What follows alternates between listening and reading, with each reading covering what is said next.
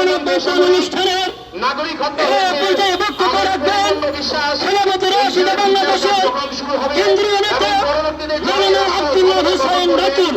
আপনারা সকলে অবগত আছেন, গত আগস্ট মাসে আমাদের রাহমাতুল আলামিন মুহাম্মদুর রাসূলুল্লাহ সাল্লাল্লাহু আলাইহি ওয়াসাল্লামকে রামগিরি মহারাজ নামের এক খণ্ড পুরোহিত কটূক্তি করেছে এবং এই কটূক্তিকে সমর্থন জানিয়ে পৃথিবীর এক কুলাঙ্গার মতো বিদেশ রানা যে চরম দৃষ্টতা দেখিয়েছে।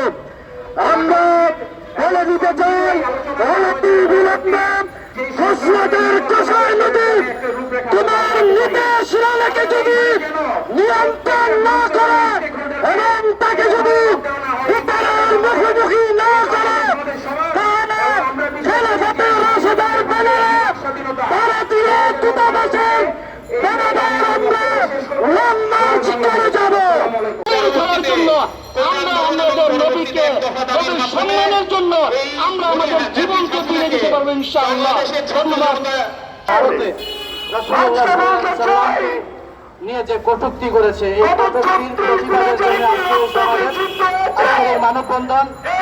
আমরা বর্তমান এই সরকার, অন্তর্বর্তীকালীন সরকারের কাছে আমরা উদাত্ত আহ্বান জানাচ্ছি, আপনি কূটনীতিকের মাধ্যমে এই দেশের তৌহিদি জনতার পক্ষ থেকে ভারতের এই নবী অন্য পুরোহিতদের নবীকে অবমাননার প্রতিবাদ জানাবেন উদাত্ত আহ্বান জানাচ্ছি।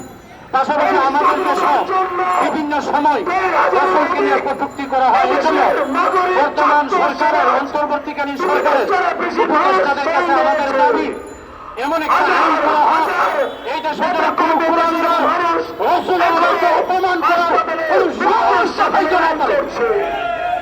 এই দেশের মুসলমান রাসূলুল্লাহকে গালি দেওয়া মানে মানবতার বিরোধী অপরাধ করা, মানবতার উপর আঘাত করা।